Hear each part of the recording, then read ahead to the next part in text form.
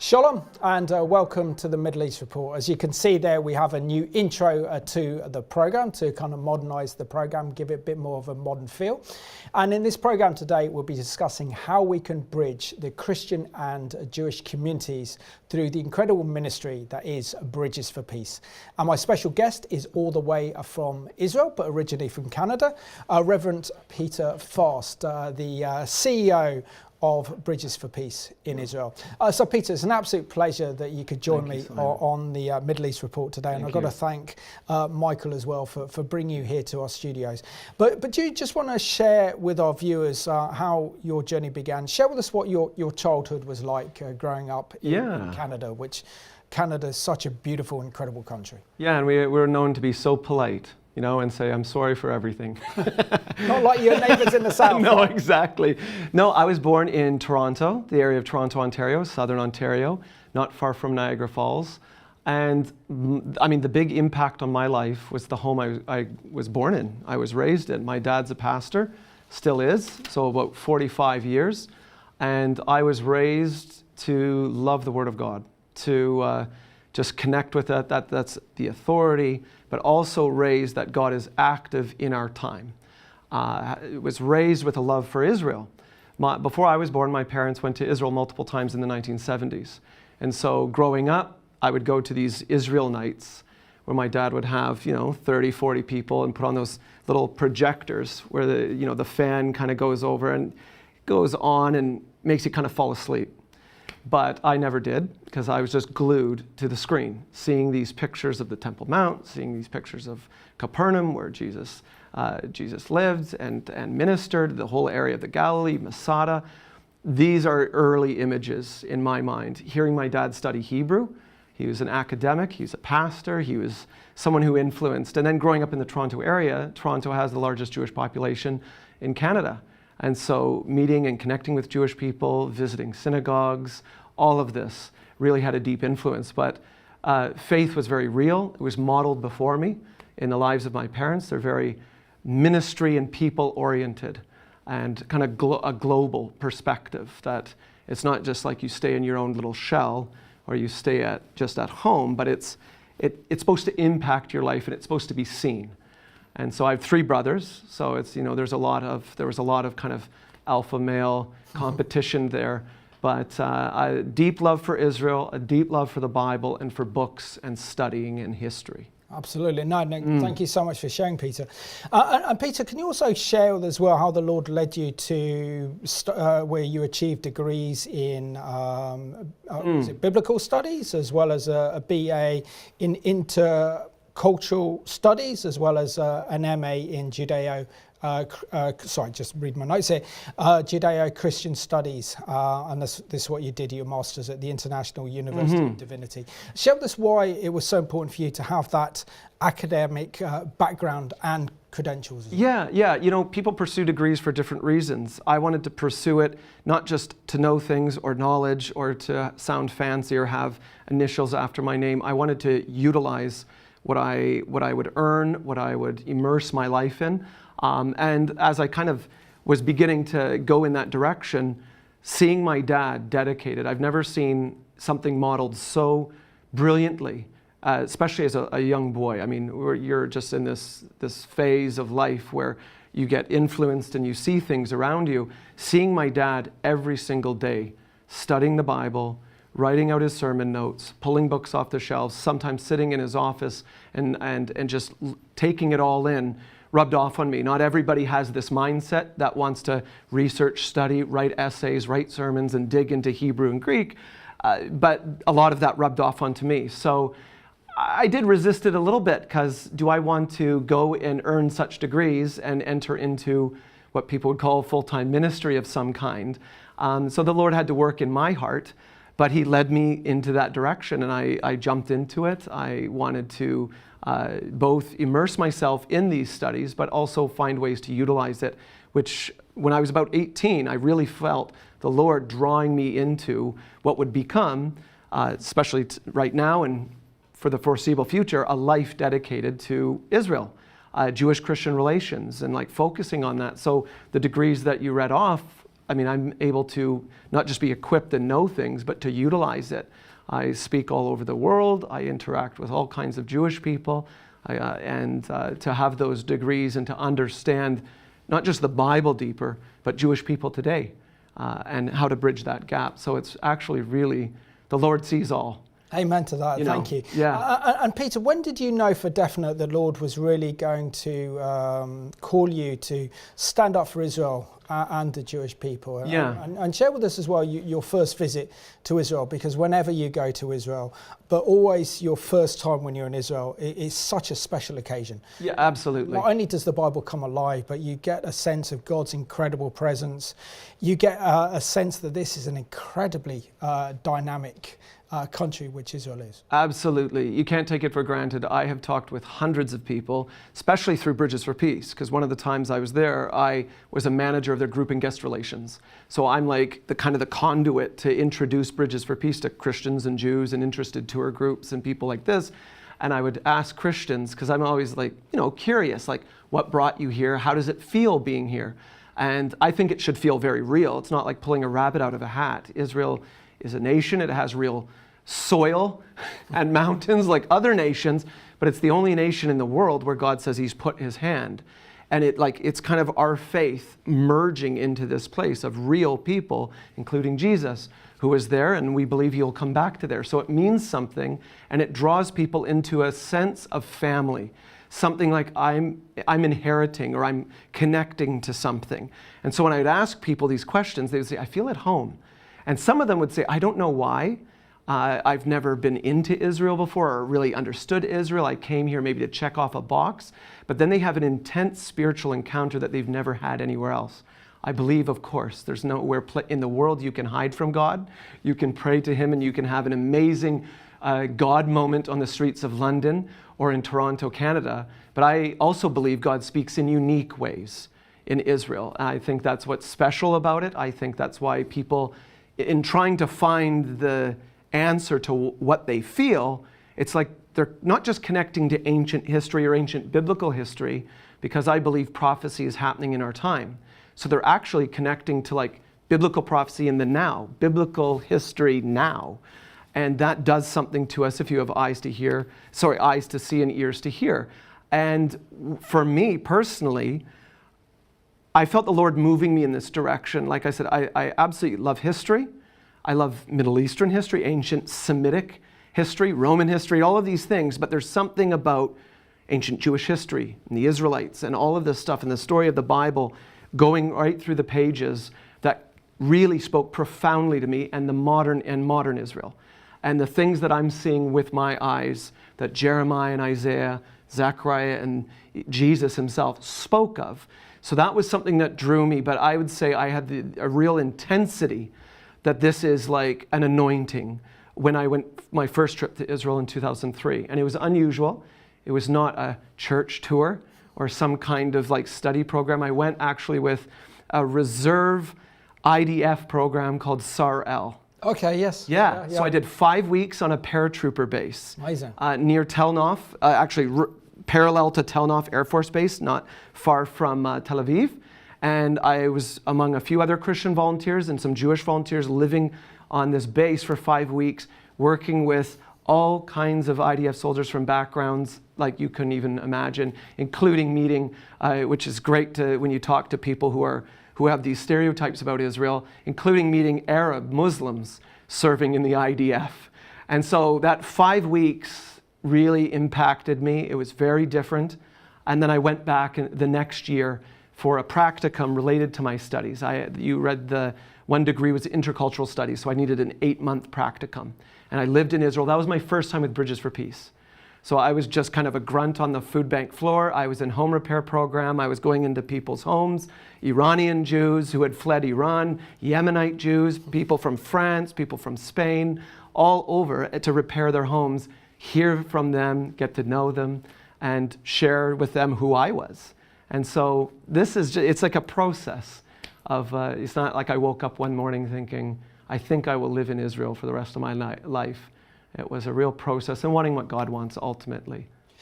We know, and you unpacked, that we are living in biblical times. We've seen incredible prophecies being fulfilled, particularly since the re-establishment of the modern state of Israel back in 1948. We've seen a dead language, the Hebrew language, come alive with Ben Yehuda writing this language. The Jewish people have been gathered from the four corners of the earth. You can meet Jewish people from all over the world who have made Israel their home in fulfillment of biblical prophecy. But it's not until you actually connect with the Israeli people themselves do you feel that special connection to the land. And learning Hebrew as well helps you to know how Israelis speak, but also helps you to understand the culture as well. Just share with us the importance of actually connecting with the Israeli people themselves and making Israeli friends, because I know that through your work you've met a lot of Israeli friends and a lot of Israeli contacts as well, and are really blessing them in a very powerful way. Simon, it's every word I try to think of what we're doing, it feels like it falls short, because I believe it's supernatural. You know the history, you know so much that has gone between the relationships between Jews and Christians in the history, and the stereotypes and the suspicions and the fears and all of this stuff that as an organization in our name we have to bridge over. And it's amazing because there's Jewish people on the other side that are bridging the gap on their side, who say, I might not have all of this figured out, we might have some core differences in what we believe, but we actually, we're related. We should actually walk hand in hand. We should do life and community life. And there's layers to that. But there's nothing like immersion of, like you said, walking the streets, but having their homes. These people opening up their homes to you, trusting you. And that's something with Bridges for Peace, is over 50 years since our founder moved there in 1963, has each step, and it hasn't been easy, as you know, when you look at the history, because it's like everything what we're doing today is overcoming and it's impacting where we've been. And when a Jewish person reacts like they don't know if they can trust you, or I don't want to go there in conversation, or all of this, there's a background to that. But I believe God is opening up powerful doors. And so when we get invites to a Shabbat table, a Sabbath table, this is amazing. Or when a rabbi or a member of Knesset or a Jewish leader or a principal or a teacher sits across from me, even my neighbor, and asks me, like, what do you think God is doing prophetically? Do you believe that? Or like, what do you think, when is Messiah coming? Or what do you think about the nature of evil, especially after October 7th? You can see this. And of course, Israel has issues like any country, but you can see it very, very clear when you walk the streets and when you live there and you do life. And that's the thing. We've worked extremely hard, to build a relationship of trust. And when you build that, then you can actually start sharing other things. Absolutely. It's like what we agree on mutually, which we actually agree on a lot. And then even what we disagree with doesn't have to be so scary. And it's like, okay, we can walk through that because we actually want to build something together. And that is by far a miracle.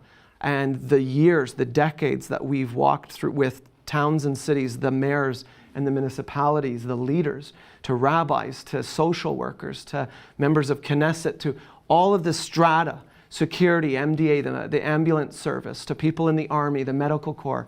It's just like when you look at it all and you remove all of our programs, it boils down to relationship. And this, I can't do it by my own strength, by my own wisdom. I'll pretty much ruin it every time. But with God's help and with his power and wisdom and courage, we can bridge something and actually turn back, or put a stop to things that have happened and are unfortunately still happening in our time today. Yeah, absolutely. And Peter, I just want to just draw upon something you mentioned there, because this has been probably one of the greatest privileges of my life, not only in broadcasting, but to develop those deep friendships with Israelis and develop deep friendship with the Jewish people.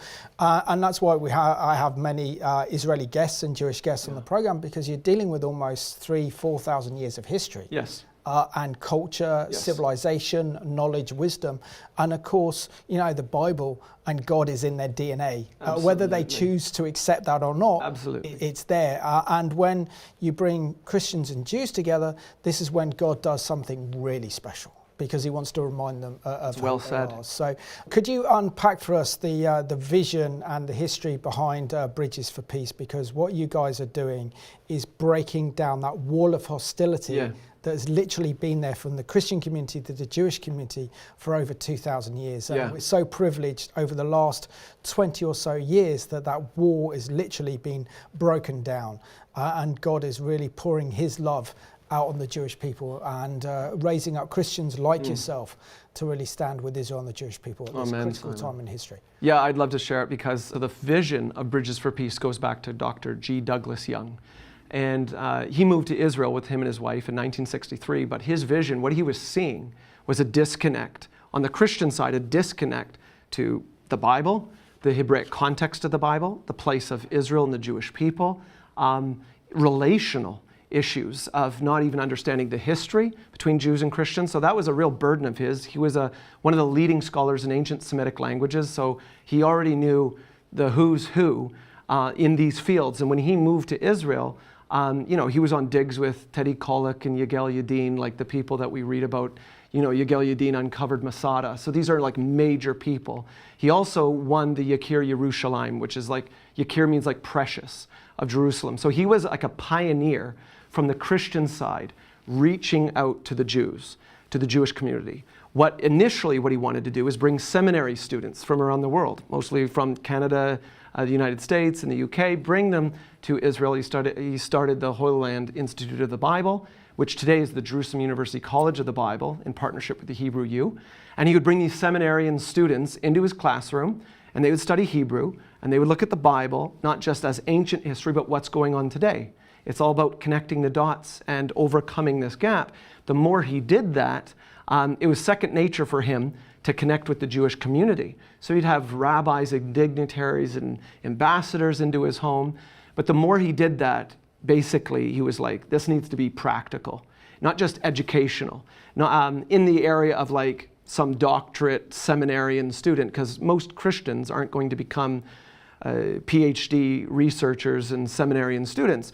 So not setting that as something that shouldn't be pursued. He's just like, this needs to be practical, a practical expression of this. And Bridges for Peace was founded out of that vision in 1976.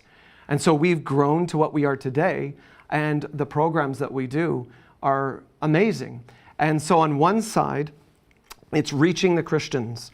It's reaching out to the church. This is what God is doing. God is on the move. He's not just up in the clouds. He's not just the God of history, but he's on the move in our time.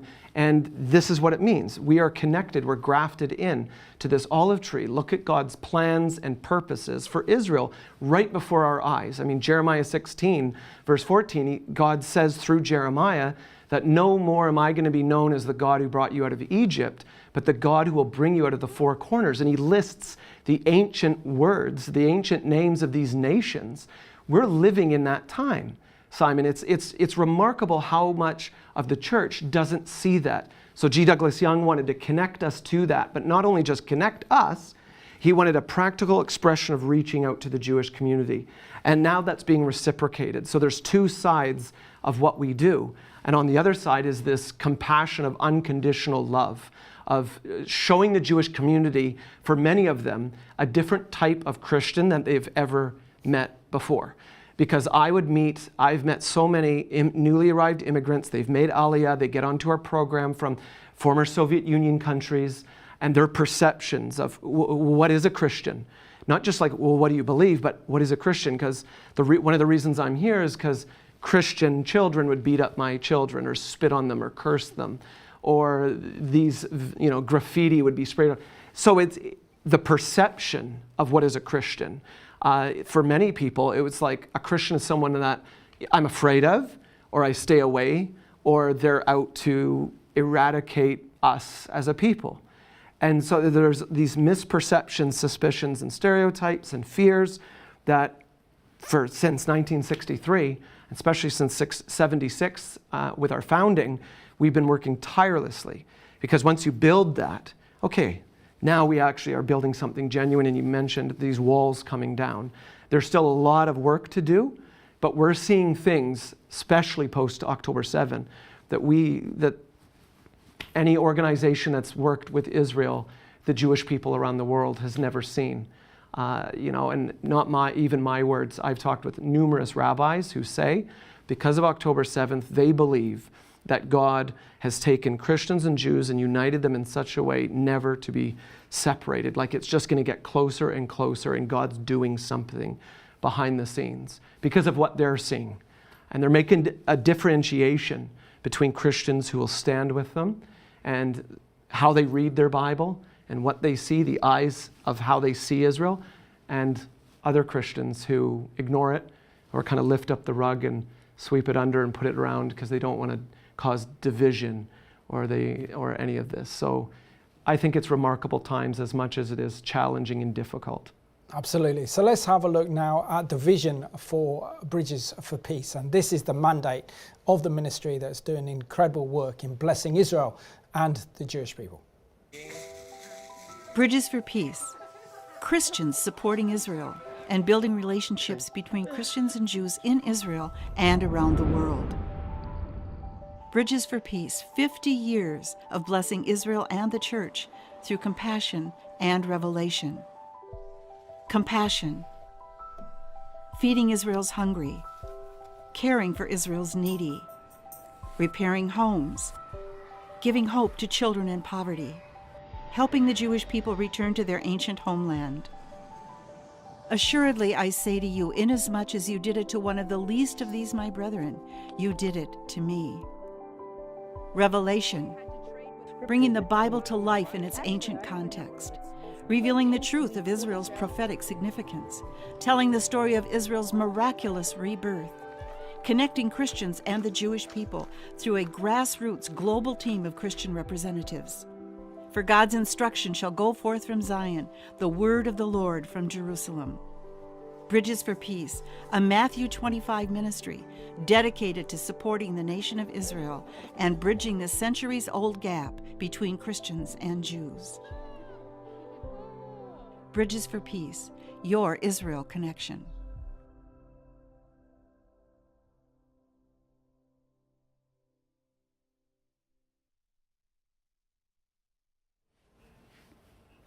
And there's an excellent overview of the ministry that is Bridges for Peace, that is bridging that gap between Christians and Jews and showing God the love that he has for his people, Israel, and the Jewish nation. Peter, now tell us about your own personal story and ministry with Bridges for Peace, because I think back in January 2023, you were appointed as the international CEO of the organisation. I mean, firstly, to be appointed in that position gives you incredible authority, because it gives you a kind of worldview. From Israel, you can see the nations and interact with the nations, but also the fact that 2023 was an extremely difficult year. We had a new led Benjamin Netanyahu government with some of the most extreme hardline coalition partners in Israel's history, which meant that Christian-Jewish relations were, it was difficult. It was difficult in broadcasting, it was tense. This new Israeli government wasn't favourable to Christians at all. And then, of course, we had the horrors of October the 7th. So share with us how 2023 was for you, and as well as getting to grips with leading Bridges for Peace in Israel and changing the organisation to really hit the next generation with God's love and purposes for Israel and the Jewish people. Well, you finished that question brilliantly, because that's what we want to do, is hit that next generation. But it was a build-up before we had kids. My wife and I, we lived in Israel for 3 years. We felt called back to Canada to lead Bridges for Peace in Canada, and I achieved the Lord raised me to the standard of becoming the national director of Canada. And in October of 2020, I got the phone call to, do you want to be the next international CEO? The international board was looking for a new CEO. The current CEO at that time was laying out a plan of retirement and succession. And in a long story short, the Lord had spoken over our lives for 10 years that this may be. And so I made the biggest decision of my life in the library of my home with my wife upstairs. And so when I was asked, do you need to pray about it? I said, no, we'll accept. We'll move to Israel. And at that time, we had 3 kids, 3 children. And so that was enormous, finding my replacement in Canada. but selling the house and introducing a little bit more intimately, introducing Israel to my children, but also doing FaceTime with people in Israel so they could see the faces of people that they were going to meet, because we wanted to do as much as we could to make it the transition as easy as possible. And then we sold our house, we packed everything up and shipped it across the Atlantic and across the Mediterranean to Israel. So like you mentioned, we moved to Israel January 4th, 2023. I became CEO officially in June. And, so I'm very familiar at that point. I'm very familiar with Bridges for Peace. I had been introduced to Bridges for Peace for the first time in 2001.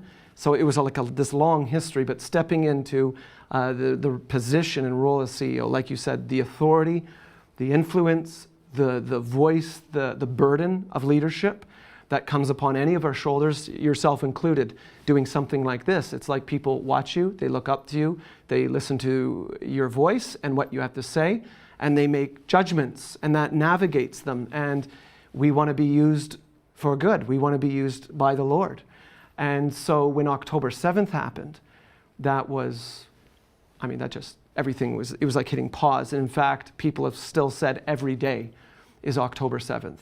And so the last 10 months, I have barely slept. Like, it's just the enormous weight of what we're doing.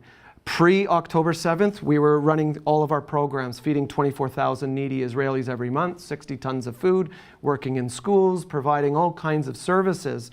And we'd been doing this for decades. But when October 7th happened, everything changes. I mean, within the first 2 months after the 7th, you had 500,000 Israelis displaced. I think it's about 60 to 80,000 still displaced from the north. You were meeting people. I've never met so many people in my life that have had members of their families and friends murdered. They have heard them being burned to death. They've heard them being shot. I mean, when you think back, people that we've probably met, that those things sound a lot like or in common are survivors of the Holocaust. And the greatest loss of Jewish life in a single day since Auschwitz-Birkenau shut down, 1945. And so this shook the nation of Israel. It shook the Jewish community around the world. And I would say the supporters, the lovers, the people who pray for Israel and the Jewish community, the Christians around the world, it just transformed everything.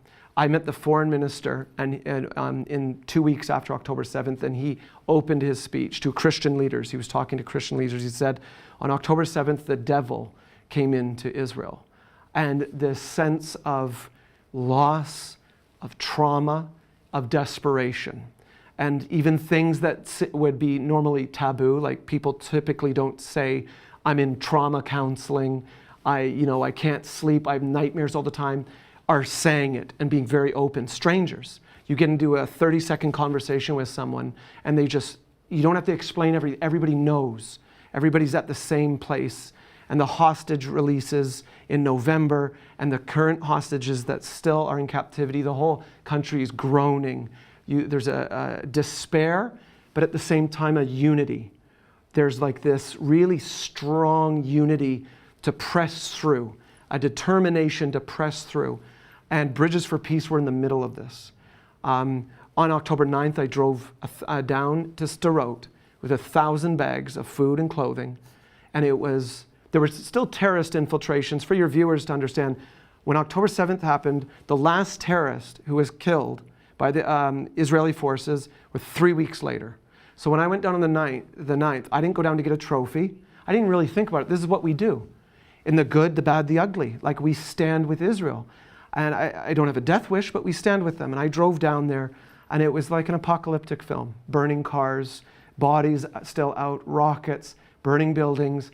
Sderot is a city of 40,000. It was like emptied. The only people there were soldiers on active combat patrols, going down alleys, searching homes, in ditches. And there were literally abandoned vehicles with suitcases. The doors hadn't even been shut. So it was just like coming onto a film set of an apocalyptic film. And yet, this is what we do. Thousands of kilos of food. But we've also purchased computers and printers to catalog victims. We've purchased bomb shelters. intensive care unit ambulances and rapid response cars. We flew 1,200 kilos of emergency medical aid from the UK. I'm so proud of this. I phoned up Michael Traharn, the national director. I said, what's the easiest and quickest way and cheapest, if we can, to get aid here? Because to FedEx, it was ridiculous. Michael did crunched the numbers and said, actually, it's cheaper for myself to fly the aid over. And there's some amazing God moments with El Al and friends in good places. And they flew over in multiple waves, combat medical aid, tourniquets, socks, plasma gel to fill bullet wounds, medikits, electrolytes, all of these things, and then we would take them and give them out. So those kinds of stories, I think, will go down in history. We're never, as an organization, going back to kind of what we did. Of course, all of our pledges and the people we help is ongoing, but Israel has changed forever, and with it, Bridges for Peace. And you are seeing that ripple effect go around the world. I mean, I saw kibbutz near Oz. I saw one of the car parks that was destroyed. Yeah. I saw the devastation, but this was months on from October the 7th. You literally went 2 days later. Yeah. And now a new report has come out saying that, according to the JNS, which is the Jewish News Syndicate, that 7,000 were involved in October the 7th, including something like a region of 4,000 or 5,000 terrorists, but also residents of Gaza who took part in the atrocities. I mean, this probably, I would say, were probably the worst crimes committed against humanity and against the Jewish people in the 21st century. Absolutely. On October the 7th. Share with us, how are you also dealing with this? Because, you know, to see what you saw, to be there in the south of Israel, to see the destruction and the sheer magnitude of what happened on October the 7th, how have you been able to process that and deal with that? I know that you're very driven in terms of wanting to help the Jewish people, but it does have a toll and a sociological impact on you personally as well. Yeah, and I mean, just with children and a family. Like, we're not tourists, we live there. Our Bridges for Peace volunteers and staff, they live there. Our volunteers, some of them will be there for 3 months or 6 months, but they could be there for years. So we don't live in a dormitory or in a compound. We live spread out throughout the city. So all of our neighbors could be Israeli Jews, Israeli Arabs, whatever. And so with missiles and sirens and things like this, picking up, grabbing your children and running, thank God we have a safe room in our home. But still, that's shocking to pick up your children, grab your dog, and run to your bomb shelter. And we live in the southern part of Jerusalem in an area called Malcha. So there's Gilo and Talpiot, Bethlehem is just on the other side. And there were missiles being intercepted by the Iron Dome above us, and you can the house rattling, and you can hear these. That was actually the one thing that would calm my oldest boy down. It was counting the interceptions. And so now his brain has like been rewired. We were in France this last January, and the red alert on the phone, there's an app you can download, and I would actually recommend your viewers to download it, because when any missile is fired into Israel, it goes off, and you don't have to be in Israel. When it goes off, you can pray. And so we were in France, and it goes off, and my oldest boy starts crying and yelling, "We got to get to the bomb shelter." He forgot he was in Paris. And so it has had a massive effect on us and Bridges for Peace, the community of Bridges for Peace. There's like 30 children. So there's many of our volunteers that have children there. And that's a big prayer request, is that takes a strain. But we get through this with the strength of the Lord. So I'd say very high morale. People are very passionate, but very tired. And you can see that stress. And going to Kfar Aza personally, Kibbutz Be'eri, some of these places you've gone to, and smelling the remains in the first couple of weeks of a family that was murdered and burned in Kfar Aza, that doesn't leave you. Watching the content, hearing the stories, sitting down with survivors, going and sitting Shiva, which is the 7 period of days of mourning, sitting with a family that is lost, going to funerals, and it's just over and over. So I found myself, I would work extremely hard at making all kinds of decisions and watching horrific content and meeting people who had been emotionally and traumatized, and who would just open up because they want to open up and pass something. It's a release. And I would take it, be strong throughout the day, And then I would drive home. And my whole drive home, I would cry. And then I'd get home and I'd have to be, okay, I got to put on a brave face. I have to be that loving father coming home to the children because my children are dealing with this. And every single day from October 7th to the end of January, my oldest son asked me, are there missiles that are going to fly into Israel today? Why do people hate Jews? Why are they trying to destroy Israel? This is what we had to process. So let's see Peter in action, and this is him reporting from Kfar Aza, which was absolutely devastated by Hamas on October the 7th. And this neighborhood specifically very, very close to Gaza. This is the young generation neighborhood, Ador Tzair, the place that took the most hit in the kibbutz. You can see it. We are in Kfar Aza, in one of the worst parts of the community that was hit on October 7th by terrorists. They came through here. The destruction leaves me with just no words. This one is kidnapped, this one is kidnapped, this one is kidnapped, this one is kidnapped. This one is dead, this one is dead. The guy that I told you that he ran away is from the third house. You can see burned homes around me. Bullet holes sprayed through doors, broken windows. Over 62 people were murdered in this community.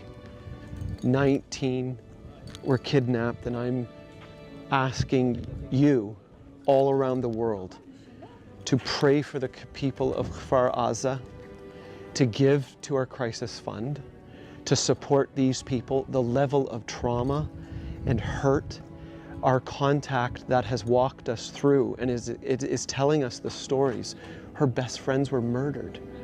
People she knows were butchered, traumatized. She read to us the desperate messages through WhatsApp of all these community members talking to each other. When is security going to come? When are the soldiers going to come? I hear Arabic being spoken. I can hear gunfire. Who's going to come and help us? Israel has gone through an awful, awful time. And we as Christians around the world, we've said, comfort my people. We've said verses like, for such a time as this. Now is our time. Look at the destruction and the agony and the pain. Israel has been harmed. People have been destroyed, families ripped apart. Are we going to stand up now? Yes, it has to be yes. So I cry out to you to pray, to give, to get involved, to stand with Israel, to discern between what's false and what's right, to be a light and push back the darkness, because this place is empty. But you can just see the remnants of pain and trauma. Please, will you make a difference? Stand with us. I beg you, stand with us.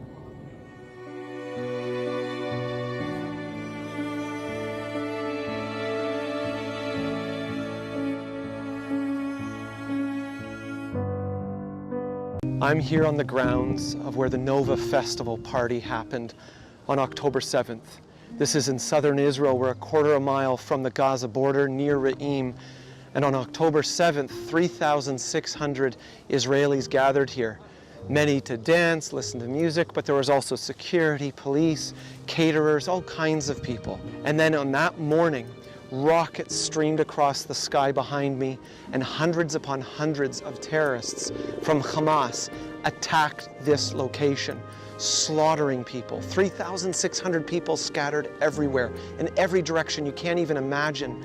There wasn't tall grass that we see around. It was very short. This is October. The trees, there's no place to hide.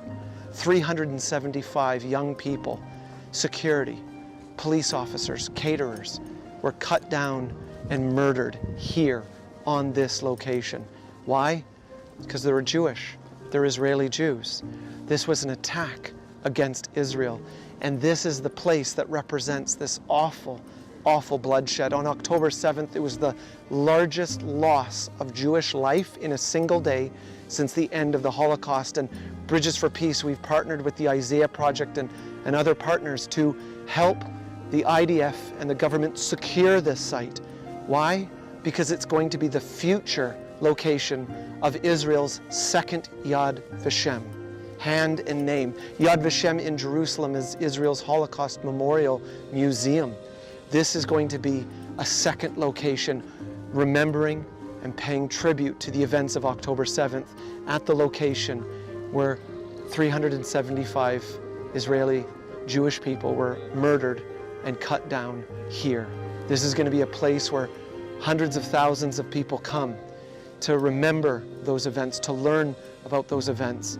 And Bridges for Peace is a partner in honoring their memory and blessing the people of Israel and standing with them hand in hand, arm in arm, shoulder to shoulder in our sorrow and grief.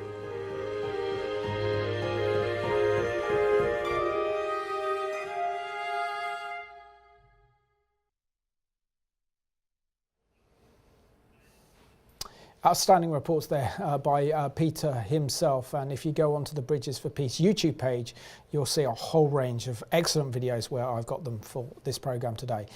Your media work is outstanding. The videos that you're producing are excellent, hard-hitting, telling the truth and communicating what you're seeing through your eyes to a Christian community that is so important, because we know with our mainstream media, when they covered the horrors of October the 7th, never gave it justice in terms of the sheer magnitude of what occurred on that day. But share with us, for example, the discussion we had prior to this program, that you are in contact with around 23 different community leaders, whether they're mayors from Israeli towns and cities through the various aid projects. Share with us the personal loss of people that you knew, that you lost on October the 7th, and people that Bridges for Peace work with there. It was great to see David Neck-Ruckman there. He's been a guest on the Middle East Report. He's a great guy. And Rabbi Shmuel Bauman, two amazing Jewish people as well that have made Aliyah to Israel and making a huge difference in terms of Jewish-Christian relations. But share with us deep impact that the loss of those relationships and the horrific murders, the rapes, the tortures, everything that went on October the 7th. Yeah. So we've built these relationships from the ground up with these the mayors and the municipality leaders and the security teams and social workers in all of these communities. We've 23 of them from Kiryat Shmona right on the Lebanon border. I mean, it's like Lebanon, where it comes right down, is like half a kilometer away, the smallest point. And I was just actually in Kiryat Shmona talking with Avichai, the mayor, who actually is my age. He's a few years younger. And he said that this is a city of 24,000 people. They've relocated or evacuated 22,000. And he said the city itself has had 700 impacts. So missiles, mortars, and suicide drones streaking into the city, blowing things completely up. You see melted cars, total devastation, shrapnel that has gone through cement walls. It's absolutely devastating. And they have intercepted 1,400 missiles over the city. And then they're dealing with forest fires. So this is our Mayor Avichai in Kiryat Shmona. This is what's impacting him, what he's living on a daily basis. And then we go all the way down south. And we have our communities of Sderot, Netivot, Ofakim, Mitzpeh Ramon, Beit Shemesh, communities that were attacked, or communities that had 4,000 or 5,000 displaced people suddenly just like flow into these communities and fill up all their hotels. So October 7th impacted the whole nation. It was absolutely terrible, but there was another level for us. We felt that our people, our recipients, our mayors, our people had been attacked and murdered. You saw in the video the pictures of Kfar Aza in happier times. That was in 2016. We put in bomb shelters and we partnered with Shmuel Bowman, and they brought the whole kindergarten class out there to sing. And most of the educators were all murdered. Lots of those children murdered when the Hamas terrorists came in. Kibbutz Be'eri, same thing. Ofakim had 55, I believe, murdered in Ofakim. These are communities we've walked with so often. We've visited these communities on a regular basis. So on a week, we make deliveries with our vans. We communicate with the mayors. They would give us lists of, this is what we need. This is how you can help. That's in normal times. Now, it's like I have hundreds of children that need to go to school. They've lost all of their homes. They literally had nothing coming out. can you help us? They have to go to school here, but they have nothing. So we have 350 children on our Feed a Child program. We took like another 500 children. So it's just, everything just balloons, everything escalates. A common sight going into the cities and towns, our cities and towns now, a common sight in the mayoral offices or the municipal buildings are the photos of community members who were murdered. And that brings about a heaviness. It's personal. It's almost like we feel like our family, our own home was broken into. I was in South Africa just over a month ago, and I had an elderly woman who's Israeli South African ask me, I grew up in Ofakim, and then I moved to South Africa. This is unbelievable if you think about this. I'm giving a speech, and I come to the Q&A, and she asks, if I gave you a list of names, can you see if they're still alive? And I was standing there, and people are crying. I'm just staring at this woman thinking, you didn't just say, if I give you a list of names, can you like go to the mayor and find out if they're living? And she was desperate. She said, I haven't heard from them in months. So this is what we're facing each and every day. And I believe it's like in the midst of hell on earth, like something so, you mentioned like, and it's not even enough to say the rape and mutilations to even try to construct these images in our minds, because they filmed it all. They slaughtered children in front of their parents. They slaughtered parents in front of their children. They did horrific rape on minors to elderly people. I've met people in Starot who knew a 7-year-old girl who was gang raped to death. And when you try to like wade through this mentally, I mean, it just is such a heaviness. It brings you to tears, and then it reminds you. It almost stands you right back up. And you're like, I have been called for such a time as this. Christians all over the world use that. For such a time as this, especially Christians who stand with Israel. Now we're actually living out what that means. And remember, Mordecai says to Esther, if you don't do anything, your house will perish. Salvation will still come salvation will come from another side, from another place. God will step in and act, but he's called you for such a time as this, or for such a crisis as this. And that gives me strength, it gives me health, and it propels me forward, even though I go through many, many, many sleepless nights, even though I struggle with anger at times. And you see this, they didn't just kill Jews, they slaughtered Muslims. They're the 100 and I think it's 101 now hostages from 23 countries, Jews, Muslims, Hindus. The youngest is the Bebas children, I believe are 1 and 4 years old. That just, especially as a parent with your own children, you just cannot even compute what kind of people do that. And this is the big wake up, and this is the big question, isn't it? The church's response to October the 7th. Israel experienced a mini Holocaust on October the 7th. Yeah. And the vast majority, sadly, of the evangelical church is silent. Yes. And that is deafening. Yes. Because we all like to take the moral high ground. We all like to say, if the Holocaust happened on my watch, we would stand up against it. Yes, this is what I would have done. Yeah. Yes. But we now see silence. Yeah. If not, we're seeing our mainstream churches turning against Israel, taking on the Palestinian narrative and the Palestinian cause within our churches, which is anathema to God. Just share with us your response to the indifference, the apathy from so much of the evangelical church in the West, and particularly with the Jewish communities across the world here in this country who are living in fear. They're scared after the horrors of October the 7th and this unprecedented rise in Jew hatred. Yeah, Simon, in my mind, when October 7th happened, the themes of light and darkness have not left my mind, my conscience. I keep thinking of light and darkness.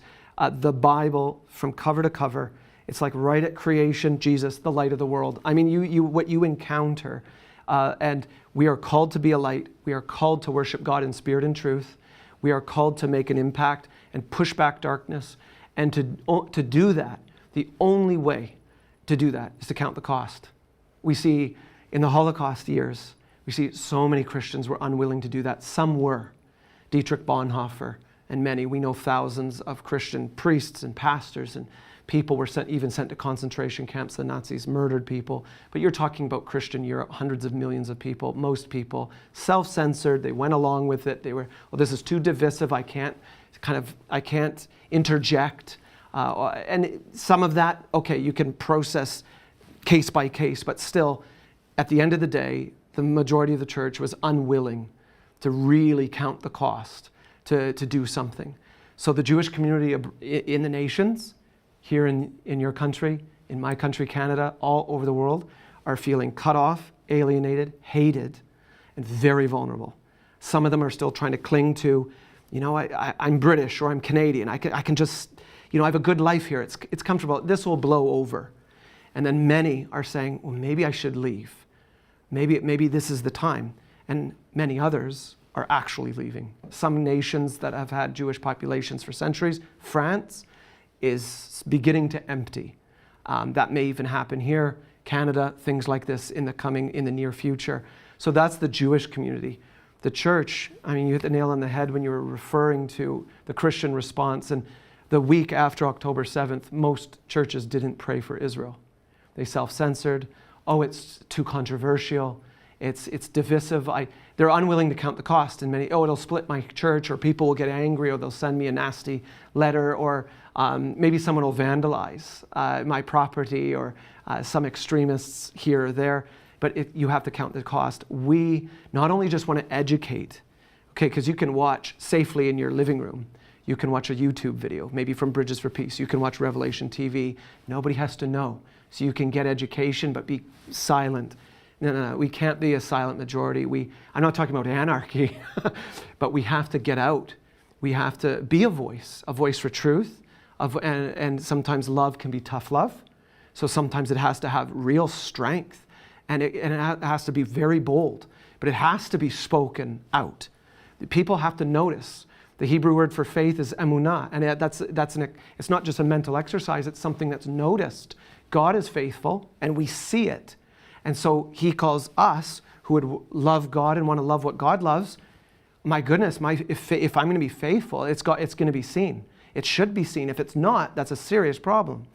And so we are asking the church, we're reminding the church, we're educating the church, you have to count the cost. Don't repeat. This is the way forward. Not that we have all the answers, but this is what God is revealing. Look at his word. The biblical literacy in the church is massive.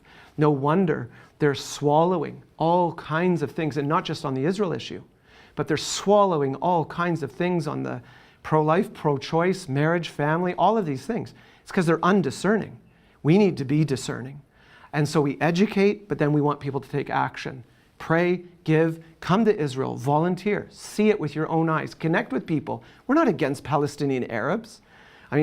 Over 2 million Israeli citizens are Arab, Palestinian. So it's like, no, we just free Gaza from Hamas. It's like exactly. The heart of the Lord needs to go in there and flow through those people and change their heart, as it needs to change all of our hearts.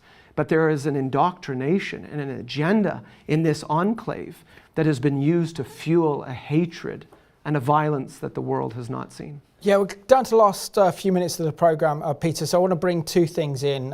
Firstly, we're seeing this repeated, that whenever Israel is touched, then this affects the nations. So in other words, Genesis 12, 1-3, I will bless those who bless you, I will curse those who curse you. And because the nation's allowing Israel to face that bloodshed on their streets, that same bloodshed is going to come around the world. And the same danger that Israel's facing is the same danger that Canada faces. Yes. The same danger that the United Kingdom faces. Yes. And so what we're facing really is how the Islamists are using the cause of Gaza in order to Islamize. And they are flexing their political muscles, and our very democracies at threat.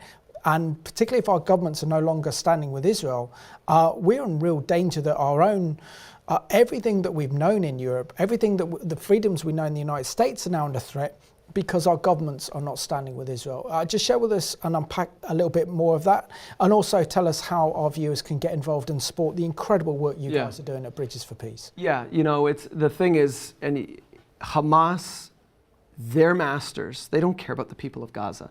Their masters are the Ayatollahs of Iran. Iran, China, Russia, there's a movement in the world right now to not just Islamize. That is a key. That is a strategic key. But it's the disintegration of Judeo-Christian values, of Christianity, of the Bible, of democracy, of like the eradication of the family. All of these things, they're all connected. And they want to export what they have in Tehran, what you see the Houthis, what you see Hezbollah, what you see in Syria. They want to export that Gaza right into our streets. That actually is the agenda. It's this global caliphate. It's the plan. You know, I met with the security heads of Kiryat Shmona. They showed me a video produced by Hezbollah in 2015 showing missiles hitting Naharia, Kiryat Shmona, and then incursions both by sea and by land of Hezbollah conquering the north. They said liberating the Galilee. And the security heads said, we didn't think this would ever be possible. Israel is like that first line of defense. Exactly. But it will spill over. And this is the thing. Darkness either wants you to self-censor, because then you become this insignificant person. It just washes over you. Or they're going to eliminate you, or they want you to applaud it, to get on board with it. And we're seeing that. And it will be the disintegration of everything that we hold. We don't have to be afraid as believers, because my trust is in the Lord. It is terrifying in a human perspective, and to see everything that we love coming under assault, which is why we should speak up. But my trust ultimately is in the Lord. But to see the vulnerability of everything that has been built, our families, life as we know it, coming under attack, ultimately we know the source of that. It's not Hamas, it's not the Ayatollahs, it's a satanic, demonic nature and person, and which is where it comes from. So within 20 seconds, tell us how our Yes. viewers can support Bridges for Peace. Yes, go to the bridgesforpeace.com, check us out on social media. We're all on the social media platforms, Facebook, Instagram, TikTok. You can give, you can connect with the UK office. You will find those details on the website. Our National Director, Michael Traharn, would love to connect with you. You can go to Israel and volunteer. You can go on study tours. You can pray for Israel. Peter, I just want to thank you for such an inspirational interview, and thank you so much for sharing your heart and your passion and love of Israel and the Jewish people. Thank you, Simon. And I just want to thank you for watching this program at home. I think it's essential that as Christians we stand up now and really support Israel and the Jewish people, and please do support the incredible ministry that is Bridges for Peace. So thank you for watching this week's edition of the Middle East Report.